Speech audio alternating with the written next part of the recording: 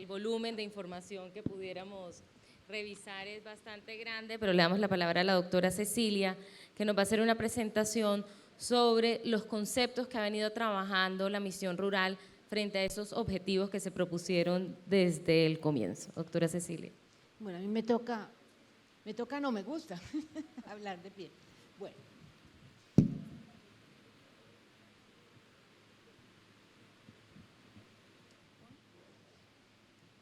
Bueno, muy bien.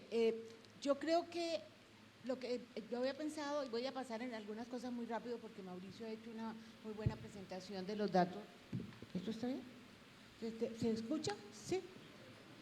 De los datos del diagnóstico, quiero enfatizar los principios o conceptos importantes que se han manejado en la misión rural, cuál es la base de sus estrategias y un poco de la institucionalidad propuesta y una reflexión final. Sobre el diagnóstico, muy rápidamente, me van a ayudar, ¿verdad? Bien, sigamos. La ventaja de estar en la misión rural es que somos independientes. Son una cantidad de personas que hemos trabajado en el sector, pero es nuestra opinión y estas son recomendaciones que se le harán al presidente de la República que esperamos que se entreguen en noviembre. Pero sinceramente lo que está viendo es una contrarreforma agraria de doble vía. Colombia siempre ha tenido este problema, por eso cuando se minimiza el tema de la concentración de la tierra, pues no sé, produce un poco de preocupación, porque la verdad es que no solamente está creciendo muy rápidamente las más de 1000 unidades, sino que los pequeños se están reduciendo. Es decir, estamos arrinconando la población del pequeño campesino y estamos de pronto construyendo microfundios. Ahí sí el problema de la productividad se vuelve un problema muy grande. Entonces son los dos extremos, microfundios y grandes extensiones creciendo más que las otras. Obviamente no mejora el índice de Gini, sigamos. Este punto me parece que, aunque se ha dicho, es importante recalcar. Ustedes se acuerdan cuando se abrió la economía, lo que se llama en Colombia la apertura en los 90, se hablaba de que se perdieron 1 millón de hectáreas de producción campesina, que son cultivos transitorios. Bueno, si uno mira ya comparando del 60 al 70, los cultivos transitorios pasan del 56 al 16% y los permanentes crecieron del 43.7 al 52.6. Esa es una cifra clara y yo quisiera hacer dos preguntas, que es la que quiero ver más adelante. ¿A quién benefició esto? ¿Se nos mejoró la situación en el sector rural? ¿La situación de alguien en el sector rural se mejoró? En fin, ahí quiero destacar un tema que mencionó Mauricio, que es el 80.5% del área para uso agrícola se destinó a pastos. Mi gran pregunta inmediatamente es, ¿nos convertimos en una gran potencia ganadera? ¿Estamos siendo un gran exportador de carne? La primera conclusión es que hay una profunda subutilización y la tierra se ha vuelto también una fuente de especulación. La agricultura, y eso lo vimos mucho en la misión rural, se está trasladando a los sitios más alejados donde no hay bienes públicos y donde hace muy poco rentable la producción agropecuaria, sigamos. Sobre la situación social, ustedes ya lo oyeron, yo simplemente quiero recalcar algo que yo dije ayer. Tenemos 5 millones de personas viviendo en el siglo XIX, siendo generosos con el siglo XIX. Yo creo que eso es el alfabetismo superior al 20%, población de menores de 5 años que en su gran mayoría no conoce lo que es una guardería y mucho adolescente trabajando. Ese es un problema que no podemos ignorar. A mí me aterra que yo sigo viendo, Juan Camilo, no sé si usted piensa lo mismo, dos discursos sobre el sector rural. El discurso productivo y este discurso social. Y hay como una separación como si el uno no tuviera que ver con el otro, perdónenme. Muchos de los problemas de invasión que usted tiene, muchos de esos líos que están teniendo los grandes propietarios, es porque esto se nos olvidó. Nos pusimos de espaldas al sector rural y hoy tenemos estos problemas, unos problemas supremamente agravados, sigamos. Bueno, yo creo que un dato que me parece importante, yo sí había notado en las reuniones con mujeres campesinas que uno ve un mayor liderazgo. Entre otras cosas, estamos viendo profesionales que vienen del sector rural y están tomando liderazgo, eso me pareció interesante. Bueno, sigamos, porque yo creo que esto ya quedó. Lo que sí es grave es que claro que ha habido avances en el campo, pero ha habido más avances en la zona rural y la brecha rural urbana sigue creciendo. Señores, eso es inmanejable. Eso lo tenemos que reducir. Entre otras cosas, yo pensaba, ¿cómo hace uno agroindustria si no hay agro? Y eso es fundamental. Y miren la situación, y esto es algo que a mí me preocupa porque este es el censo de la población dispersa. Pero como veremos más adelante, lo que nosotros estamos entendiendo por nueva ruralidad y que ojalá el país lo adopte como tal, es mucho más complejo y nos deja mucha gente por fuera que no sabemos específicamente sus necesidades. Bueno, estas son las cifras. La clase media rural, que yo le decía al ministro, si acaso le llega al 7%, con las zonas urbanas está creciendo, está en el 30%. Pero la cifra que a mí me conmovió es que el 90% de la población rural es pobre o vulnerable. O sea, vulnerable, que es un dato que en Colombia no se habla. Sí, Colombia es un país de población vulnerable. El 37% de la población colombiana es vulnerable. Eso quiere decir que con cualquier cambio cae otra vez en la pobreza. Eso súmeselo a los pobres, que son el 28%. Si esta situación económica que se nos avecina compleja o que ya estamos viviendo compleja, con una situación fiscal que me imagino que el ministro Camilo la va a mencionar, que también es muy compleja, nos da 2/3 de la población que le vamos a dar subsidios, transferencias condicionadas a 2/3 de la población. No, eso es imposible. Y además eso no es lo que requiere la población vulnerable. Ahí hay un problema de política pública muy, muy complejo. Sigamos. Bueno, ¿cuáles son los conceptos que a mí me parece que se han discutido durante año y medio en la misión rural que son, en mi opinión, interesantes? Bueno, en primer lugar, esta frase… parece mentira, pero esta frase para el sector de la población rural, la población dispersa y los municipios rurales es muy importante. Los campesinos son habitantes rurales, agentes de su propio destino. Esto es un golpe duro a dos cosas. Uno, a los subsidios a los precios, que no solamente ha sido para los pobres, ¿sí?, que como política no estamos de acuerdo. No, eso no quiere decir que no tiene que haber subsidios para el sector rural, obvio que tiene que haber, pero no para los precios porque distorsionan el mercado. Y la otra cosa que a mí me parece, y lo viví como ministra y como exministra, es la cultura del no pago. Eso es funesto. Es mejor subsidiar las tasas de interés. En fin, miremos al campesino como un potencial productor y no simplemente como alguien a quien le tenemos que dar una política asistencial. Construir una sociedad rural, hacía mucho que no íbamos a hablar de eso, porque es reconocer que lo rural tiene sus valores, tiene su cultura, tiene su manera distinta de relacionarse y que tiene un aporte que no es solamente el productivo, que es una cosa que valoran los países ricos que subsidian al sector rural, que es que hace contribuciones al paisaje, a la oferta de servicios ambientales, a la conservación de valores ancestrales, hoy día a la culinaria, que es tan importante, y al turismo, ese nuevo turismo rural que tiene toda una gama de posibilidades. Entonces, esos conceptos me parecen importantes. Este también, porque como nosotros hemos estado mirando muy de cerca a la población pobre, no. Aquí hay una frase clave: el progreso de pequeñas, medianas y grandes empresas, así como otras formas de asociación, es un punto fundamental de la reforma rural, o en lo que nosotros analizamos como la misión de transformación del campo colombiano. Pero es importante que lo rural deje de ser subsidiario del desarrollo del país. Es un sector estratégico. Cuando la ANDI insiste mucho en que hay que mirar en su gran libro, que les cuento que me lo leí, es un esfuerzo interesante, pero es largo, grande. Hay una cosa que me impresionó, dice: el centro del desarrollo tiene que ser la agricultura. Perdónenme. Perdón, la agricultura no, perdón, la industria. El centro del desarrollo tiene que ser la industria y a eso se tiene que subordinar la infraestructura, todo lo demás. Perdónenme. Hoy se habla de desarrollo productivo en todos los sectores. ¿Ustedes qué sacan con el sector industrial creciendo si no tienen agro? Si el grueso o muchas de las industrias importantes son agroindustriales. Entonces, no, es el desarrollo productivo y el sector rural no es un subordinado de la industria, es estratégico, absolutamente estratégico para el desarrollo, lo que no ha sido. La paz, que es lo que hablará, me imagino Juan Camilo va a comentar mucho más sobre este tema, la idea es que puedan vivir los medianos, los pequeños y los grandes.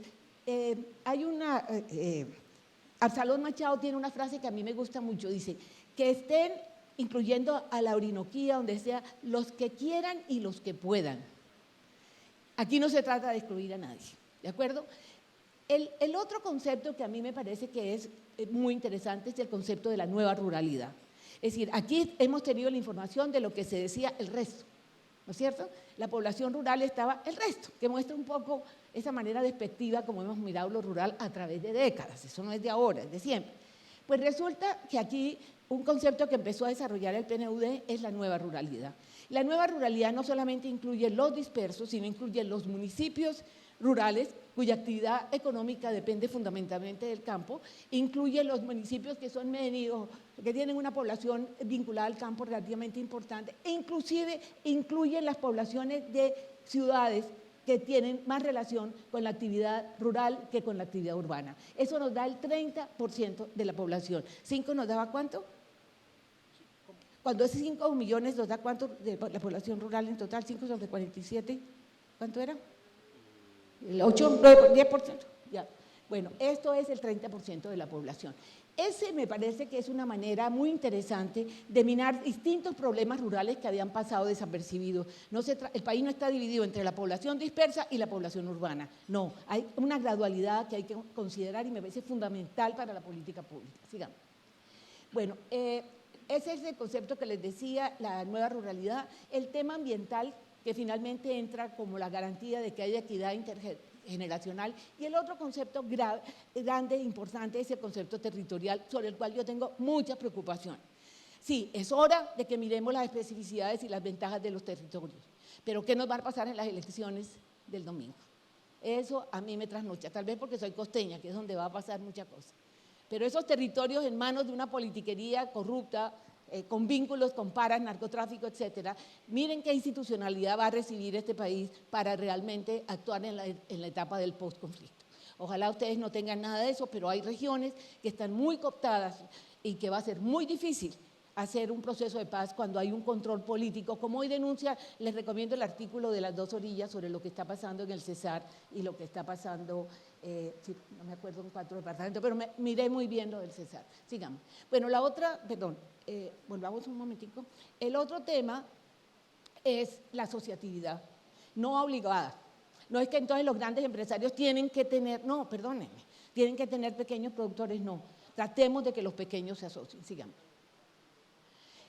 Me parece que la idea es muy clara, sin desarrollo no hay paz, hay que reconocer el sesgo urbano en la política social y el tema fundamental, que es un reto muy grande, cómo vamos a diferenciar según el grado de ruralidad, cuando la descentralización nos tiene muy mal en vías terciarias, asistencia agropecuaria que es casi nula y vivienda rural. Sigamos. Bueno, simplemente un par de gráficas para mostrarles algo. Aquí están las ciudades y aglomeraciones, y lo azul es la cabecera y lo rojo es lo disperso. Estas son las clasificaciones de la nueva ruralidad. Entonces son ciudades y aglomeraciones que se reconoce que tienen población rural, las poblaciones, centros intermedios que también la tienen, lo rural y lo muy rural. Fíjense que la población dispersa tiene una mayor diferencia en términos de calidad de vida en las ciudades. O sea, la población dispersa de las ciudades les va muy mal. Obviamente, la población más alta en términos de problemas es la población dispersa con la parte que corresponde a la parte dispersa con respecto a la rural es mucho más grave en lo rural, pero la distancia es mayor en las ciudades, sigamos. Bueno, el otro concepto que me parece que es el importante, que es en términos de la estrategia. Es ahí donde yo creo que debemos hacer el esfuerzo de hacer un cambio fundamental. El cambio es el concepto de inclusión productiva. Esto ha sido un debate muy interesante en la misión rural porque la misión sigue hablando de inclusión social e inclusión productiva. Yo soy de las que creo que el tema nuevo, novedoso, es la inclusión productiva. ¿Por qué? Porque la inclusión productiva cambia esta estructura de subsistencia, de política asistencial hacia el sector rural y al sector rural pobre y en general hacia el sector rural. Pero repito, eso no quiere decir que no va a haber subsidios, porque todo el mundo brinca. En el mundo todo el sector rural recibe algún tipo de subsidio. Pero una cosa es subsidiar para que la capacidad productiva de los distintos agricultores y ganaderos y otras actividades del sector rural puedan avanzar, y otra cosa es meternos a interferir en el mercado subsidiando los precios, que eso puede producir distorsiones. La prueba es que es lo que se ha hecho en los últimos años desde hace mucho tiempo, y la situación del sector rural es como ya ustedes saben. Esto de la inclusión productiva, lo interesante es que acaba la división perversa entre lo económico y lo social. Ese es un tema que nosotros estamos trabajando mucho en el CISOE, el centro que estamos trabajando con José Antonio Campo, en el cual la idea es que uno no le puede dejar la calidad de vida a la gente solamente a la política social. La política económica tiene un contenido de equidad, y si uno no mira ese contenido de equidad, puede borrar con la política económica lo que se logra con la política social, y ahorita lo vamos a ver en la siguiente gráfica. En esto quiere decir que en las políticas productivas tiene que haber una visión social, y en las políticas sociales por lo menos tener en consideración cercanía al mercado. Si no, no hacemos nada, si no, eso queda en subsidio. Sigamos. Esta es la gráfica que me parece que es interesante. Esto está en el informe de la misión rural. Mire, el primero es las zonas urbanas y el segundo es lo rural. El azul es la exclusión, lo rojo es la inclusión social no productiva, que son los derechos, y la verde, la doble inclusión. Entonces, miren la diferencia tan interesante. En los dos sitios, tanto en el urbano como en el rural, ha habido inclusión social. Se ha hecho esfuerzos por mejorar con todos esos indicadores malos, pero se han hecho esfuerzos grandes. Por ejemplo, en salud, por lo menos tienen un carnet, que antes no lo tenían. El acceso es otra cosa, el acceso real. Entonces, en ambos ha subido, claro, más en lo urbano, la inclusión social, que son los bienes públicos, el acceso a bienes públicos. En el caso del sector urbano, vemos que la exclusión ha bajado, también ha bajado en el sector rural. ¿Dónde está el cambio? El cambio está en lo verde, en donde se suma la inclusión social y la productiva. Como ven, en el caso urbano, ambas han subido, en el caso rural es muy poco. ¿Por qué? No porque no haya habido inclusión social, porque no ha habido inclusión productiva. Eso quiere decir que la política que se ha dirigido al sector rural en términos de producción ha fracasado. Y es ahí donde tiene que estar el gran cambio. Sigamos, ya voy a terminar. Sigamos. Bueno, la estrategia, que es, me imagino, lo que les interesa a ustedes. Yo no, aquí me queda muy difícil leer. Bueno, el primero, ustedes lo leen mejor allá, que yo no alcanzo a leerlo acá. Bueno, estos son los conceptos que yo considero que son los más importantes de cada uno de ellos. A ver, tampoco puedo leerlo, estoy ciega. ¿Ah? Que no se lee, pero yo me lo debía saber de memoria, pero no me lo sé de memoria. ¿Cómo? Ah, ya. Desarrollo con enfoque territorial. El primero es el concepto general de desarrollo con enfoque territorial, que como les digo suena lindo. Todo el mundo habla de enfoque territorial, pero yo creo que nadie sabe cómo se va a hacer eso. Eso me parece que va a ser supremamente complicado, y ustedes que son región, ayuden, porque probablemente aquí puede funcionar lo que no puede funcionar en otras partes. El segundo es la inclusión productiva y la agricultura familiar. Miren, yo sobre la agricultura familiar tengo un problema, y es que cuando le ponen el sello familiar a algo, las mujeres quedan subordinadas a los señores. Entonces, yo he estado peleando por eso. De un momentico, ya sabemos, agricultura familiar, entonces la señora es la última que come, la que no manda. Ya veo que hay un 40% mandando, pero es que también hay un jurgo de mujeres solas, ¿ya? Entonces, yo tengo esa observación, tengo una mayoría que creo que no me apoya, pero yo insisto hasta el final, hay que tener mucho cuidado con las relaciones de poder dentro de la familia. Muy bien. El tema de sostenibilidad ambiental, esto se le dedicó unos capítulos muy importantes y ha sido muy preciso qué se va a hacer. Nos preocupa los páramos, nos preocupa el agua, nos preocupa la erosión de la tierra, son temas muy claros en los cuales, y además cada vez creo que debemos dar una opinión sobre las, aunque no es del ámbito del ministerio, las corporaciones regionales. Espero que la de ustedes le vaya mejor que a muchas otras. La inclusión social, que es el tema de los derechos, en donde nutrición y seguridad está tomando Colombia hay 3 millones de personas desnutridas y la gran mayoría tienen lo que se llama la hambre oculta, que son déficit de nutrientes, etcétera, etcétera. Bueno, la ruralidad competitiva, o sea, aquí no se trata de ser buenos con el sector pobre del campo, no, se trata de volverlos productivos. O sea, la productividad no es solamente un tema para la gran agricultura, es para la mediana, para la pequeña, con unas estrategias muy distintas. Y una reforma institucional. Quiero pasar muy rápido para dar espacio. ¿Están muertos de hambre? ¿Sí? Sigamos. Bueno, entonces, esto es lo que se va a traducir en una serie de instituciones. Lo que se trata es unas recomendaciones para políticas de Estado. Para los próximos, aquí dice 10 años, yo creo que ojalá pudiéramos siquiera 20, porque el sector no se recupera antes de 20 y 30 años si no empezamos ya. Va a haber un COMPES rural, que creo que puede ser un tema novedoso para aprobar políticas, aprobar planes, priorización de zonas a invertir, solución de macroconflictos sobre la tierra. Un CONFIS rural, que es donde está la plata, y es donde está uno de los problemas más complicados, que es la programación presupuestal del mediano plazo. Esto sin plata son discursos. Las matrices de cofinanciación, que es la relación entre los instrumentos, planes y programas y proyectos de inversión regionalizados. Eso es un poco la estructura a la que deben responder unas instituciones. No creo que tenga aquí las instituciones porque todavía estamos en discusión, pero hay varias cosas. Ministerio, como el hacedor de políticas, como lo dije ayer, la unidad de tierras que ustedes oyeron que el gobierno ya la ha adoptado, dirigida exclusivamente a esto, el INCODER que se va a acabar. Hay otra institución, va a haber una institución dedicada y especializada a la transferencia de tecnología, asistencia en ese campo. Toda la parte de investigación va a estar en Corpoica, pero hay una cosa muy interesante para ustedes los empresarios.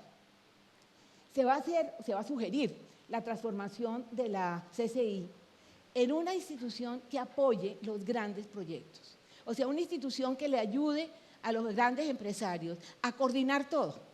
Es decir, a coordinar la parte de la tierra, la parte de la tecnología, la parte del mercado. Eso me parece que es una idea excelente y es una idea para ustedes porque los grandes proyectos son de ustedes. Esa es una de las propuestas que vamos a hacer y que nos parece que esa sería la entidad. Obviamente tendría que tener gente muy buena en cada uno de los campos para que esas ideas maravillosas que hay, esos proyectos que vimos ayer, pues no sean unos cuantos, sino que sean muchos, y eso necesita una coordinación. Estos tipos son unos magos, porque tratar de hacer algo en Colombia es muy difícil, eso hay que reconocerlo y es culpa de todos nosotros, pero eso es muy difícil. Sigamos ya para terminar. Simplemente mi reflexión final, yo creo que la misión de transformación del campo ha sido un ejercicio muy interesante, muy complejo, muy abierto, yo diría que muy democrático, hay representación de campesinos, representación de los gremios de la producción y los intelectuales que han trabajado en el tema, somos 3 exministros los que estamos allí, con Roberto Munguito, el ministro Camilo y yo, y me parece que ojalá estas recomendaciones, pues, tengan todo el oxígeno posible y se comente lo suficiente para que cuando el gobierno diga cuáles acepta y cuáles no, tengan la opinión de todos ustedes. Muchas gracias.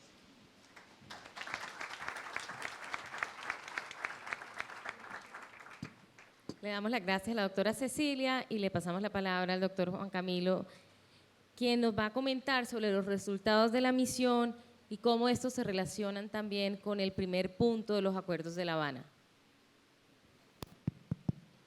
Bueno, muy buenas tardes a todos ustedes, a todas y a todos. Y quiero comenzar pues por agradecer a la ANDI esta invitación y felicitarla porque se interese por los temas de la agroindustria, como lo hizo en la asamblea recientemente celebrada en Cartagena, que celebró eso hacía algunos otros gremios agropecuarios no les guste mucho esta incursión de la ANDI en estos temas agropecuarios, según me he enterado en el día de hoy. Hace 4 años tuve oportunidad de visitar el Perú con el entonces ministro de Hacienda, doctor Juan Carlos Echeverri. Íbamos precisamente a mirar cuáles eran las razones institucionales y legales y otras que habían favorecido tan notablemente el desarrollo de la agroindustria en el Perú. Visitamos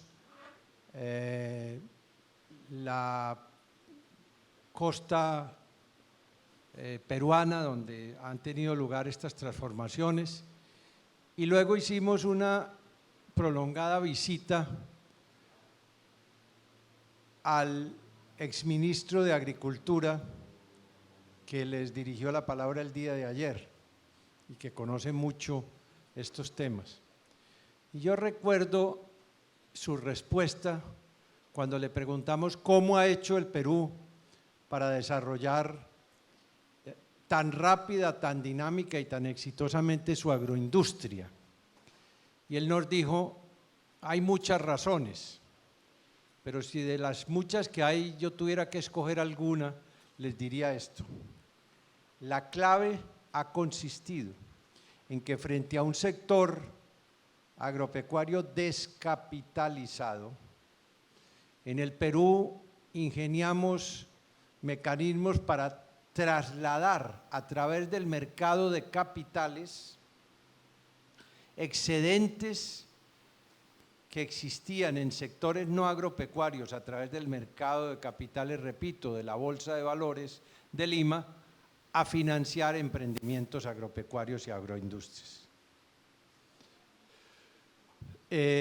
Yo recuerdo mucho esa respuesta del exministro y creo que vale la pena traerla ahora a colación en este seminario, porque realmente tenemos mucho por hacer, pero quiero hablarles con mucha franqueza. Yo soy muy escéptico de que vaya a haber recursos públicos, recursos presupuestales importantes. Habrá algunas platicas, pero como se van viendo los panoramas de la situación fiscal en el país, no veo que vaya a haber un gran flujo de recursos públicos para empujar la agroindustria. Así las cosas, es indispensable, ¿no?, la coparticipación, el apoyo y la coadyuvancia y el envolvimiento del capital privado y del ahorro privado colombiano hacia la agroindustria, así como se hizo en el Perú. Llámese fondos de capital especializado. El ministro también nos recordaba en aquella entrevista en Lima cómo el régimen fiscal, el régimen tributario peruano estableció un régimen favorable con una tarifa diferencial para estimular el agro y la agroindustria. Esas iniciativas las trajimos con Juan Carlos Echeverri aquí a Colombia, pero infortunadamente encallaron, gavetadas, y en lugar de ellas surgió la disparatada reforma tributaria del 2014 que elevó las tasas empresariales, como bien lo denunció la ANDI en su documento de Cartagena, a niveles superiores al 70%. De manera que los buenos propósitos que se tengan sobre la agroindustria, de cómo desarrollarla, creo que si no hay una canalización del ahorro privado hacia el agro, y si no hay cuidado en aterrizar el régimen tributario que montamos disparatadamente desde el 2014 para acá, muchos de estos buenos propósitos de desarrollar la agroindustria se nos van a quedar entre el tintero.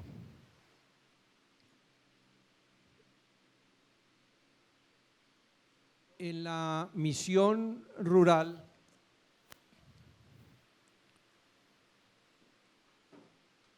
estudiamos muchos temas, pero quiero escoger de los muchos que acaba de presentar muy detalladamente la doctora Cecilia, uno de ellos que ilustra la importancia de la vinculación del capital y del ahorro privado al desarrollo de la agroindustria. Y que si se lo vamos a dejar o pensar ilusoriamente que esto va a quedar en manos del presupuesto nacional, nos vamos a llevar una gran frustración. Y me refiero al tema del riego y drenaje.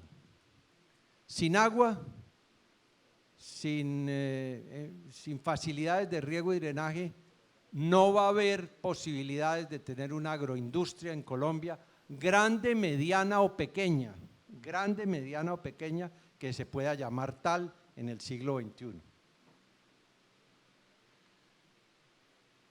Un país con mucha menos agua que nosotros, mucho más seco, como en México, tiene 40% de su área cultivada con algún tipo de facilidad de riego y drenaje. Nosotros, llenos de agua, si tengamos ahora una época transitoria de verano, no tenemos más del 8% de la tierra cultivada con alguna facilidad de riego y drenaje. Y esta alusión quiero además subrayarla aquí en Ibagué. Es decir, ustedes miran qué ha hecho Colombia en materia de facilidades de riego y drenaje. Pues prácticamente, después de los distritos de riego que se hicieron en el sur del Atlántico, que se hicieron durante la administración Ospina Pérez, o los que se hicieron y siguen funcionando aquí en el Tolima, en los ríos Saldaña y Coello, perdón, los del Atlántico en la administración de Carlos Lleras, y los del Saldaña y Coello aquí en el Tolima en los años 50 en la administración Ospina Pérez, no se ha vuelto a hacer nada en Colombia que valga la pena. Se han hecho algunos distritos grandes, pero que se están trabajando en este momento, pero muy incipientemente. Aquí el Triángulo del Tolima, el de Ranchería, el de Luila, en este momento el de Tesalia Paicol, pero pare de contar. Entonces, si nos quedamos esperando a que el país se vaya a desatrasar en riego y drenaje, requisito indispensable para muchas agroindustrias, atenidos al presupuesto nacional, olvidémonos de un gran desarrollo agroindustrial en Colombia. El Estado tiene que trazar unas reglas de juego.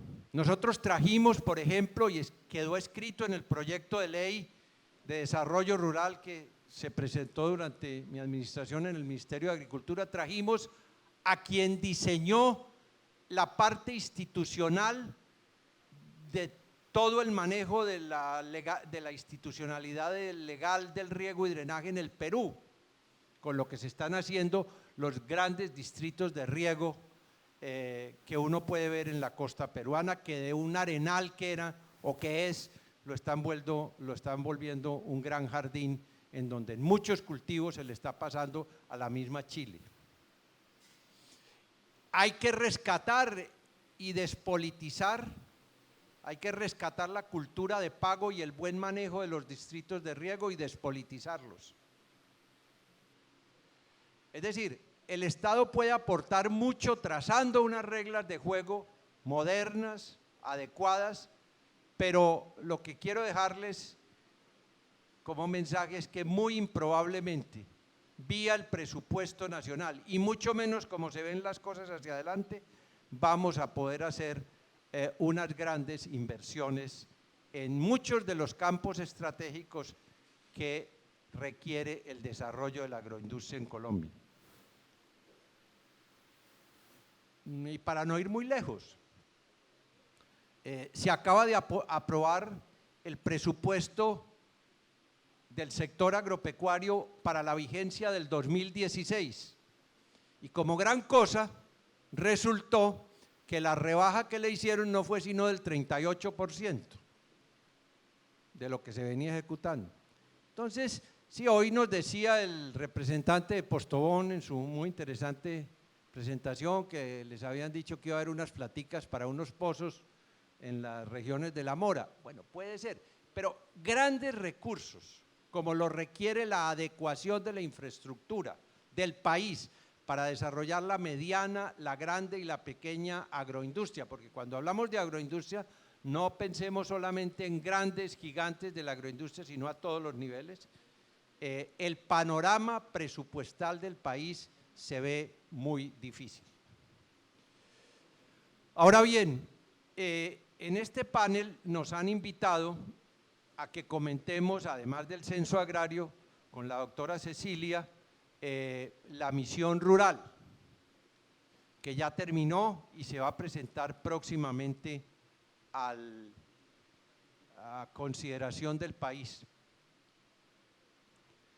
Yo no voy a volver pues sobre sus conclusiones, lo que quiero presentarles, si me permiten compartiendo con ustedes un breve texto que traje, son algunas similitudes, algunas coincidencias interesantes que se encuentran entre las conclusiones de la misión rural y lo que fue la negociación del punto número 1 de La Habana, de la Agenda de La Habana, dedicado, como ustedes saben, al tema rural, de acceso a tierras y de desarrollo rural con enfoque territorial. Si el país, y ojalá que así sea, logra firmar la paz en el primer trimestre del año entrante, como se ha anunciado. A partir de ese mismo momento comienza lo que hemos dado en llamar el posconflicto rural, es decir, esos 8 o 10 años que seguirán, a partir de los cuales o dentro de los cuales se buscará que haya una convergencia menos excluyente y menos desfavorable a las gentes que viven en la ruralidad colombiana que las que viven en las ciudades. Que de eso se trata finalmente todo esto. Entonces, así miradas las cosas, las conclusiones de la misión rural, el momento en que se va a presentar y los mensajes políticos que ella comporta van a ser útiles, sin duda alguna, para poder cumplir adecuadamente ese punto primero de la Agenda de La Habana que se ha negociado. Ese texto que quiero compartirles es el siguiente, si es que lo encuentro.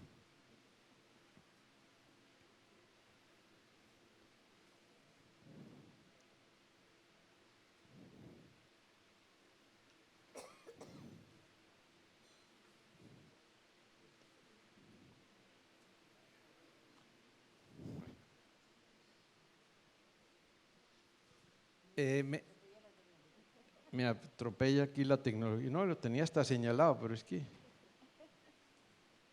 aquí está. No es de extrañar que entre las conclusiones de la misión rural y el acuerdo número 1 de la Agenda de La Habana, desarrollo rural y acceso a la tierra, haya coincidencias importantes. Más aún, cuando se vayan a implementar los acuerdos agrarios en un eventual posconflicto, el informe de la misión rural va a ser de gran utilidad. En cuanto al tema de tierras, la misión parte de la base de que, respetando la legalidad y el Estado de Derecho, en Colombia se impone una profunda transformación de las estructuras agrarias. Hay excesiva concentración de la tierra de una parte, lo han ilustrado las cifras que les presentó la doctora Cecilia López, pero al mismo tiempo en algunas comarcas como Nariño o Boyacá hay excesiva fragmentación, o sea, un minifundio improductivo agobiante que es necesario corregir. Igualmente, hay un alto índice de informalidad en la tenencia de la tierra. Cerca del 50% de los predios en Colombia, quienes los trabajan, no cuentan con escrituras.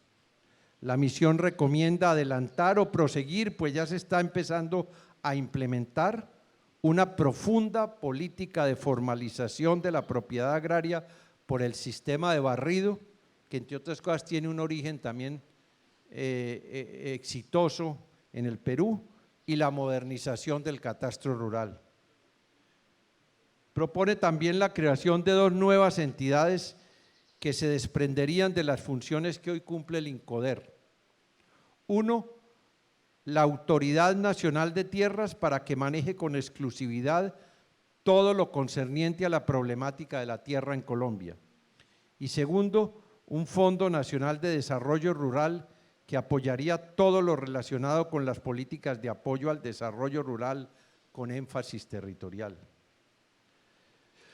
La misión parte del supuesto de que no se trata de repartir tierras peladas, como se decía acá en los tiempos del antiguo INCORA, sino que es preciso acompañar la dotación de tierras, la consolidación de los minifundios y la formalización de la propiedad agraria de más y mejores bienes públicos, riego y drenaje, vías, mercadeo, investigación, asistencia técnica, que hagan sostenible una nueva ruralidad en el país en la que haya mejor calidad de vida, de tal manera que los indicadores al cabo del periodo del posconflicto vayan convergiendo con los que se observan en las ciudades.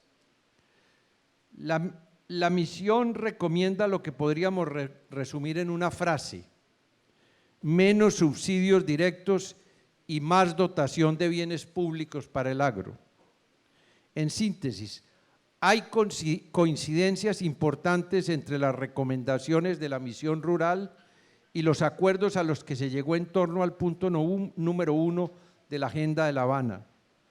Las conclusiones de la misión rural serán sin duda muy útiles para diseñar políticas agrarias más modernas, con sentido social, inclusivas y más productivas durante el periodo del posconflicto rural que se iniciará cuando se firmen los acuerdos de paz a los que ojalá lleguemos pronto. Y todo ello dentro de un marco de respeto al derecho, a la propiedad legítimamente adquirida y al debido proceso, sin expropiaciones atropelladas para nadie. Colombia tiene muchas tierras y en su territorio pueden y deben convivir la grande, la mediana y la pequeña propiedad. No se trata de caer en un agrarismo pasado de moda, pero tampoco de ignorar la importancia de la agricultura campesina. Preocupa, eso sí, que ni en el presupuesto del 2016, ni en los programas de gastos revelados por el Ministerio de Hacienda figuren apropiaciones significativas para financiar el posconflicto rural, que según estimativos que se hicieron en la propia misión rural, requerirá inversiones del orden de 1 punto del PIB por año, es decir, cerca de 8 billones de pesos anuales. El costo suena alto, pero cuando se piensa en el costo de la guerra, este es un costo que perfectamente Colombia puede y tiene que asumir. Gracias.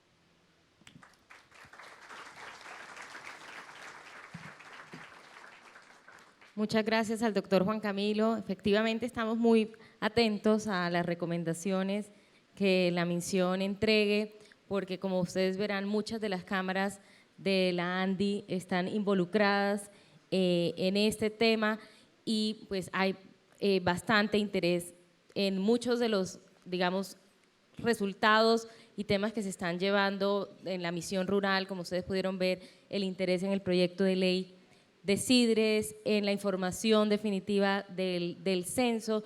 Entonces estaremos muy atentos y seguiremos, así como en las recomendaciones que hicimos en el libro, un capítulo completo de este tema. Muchas gracias a los participantes. Muchas gracias, doctora.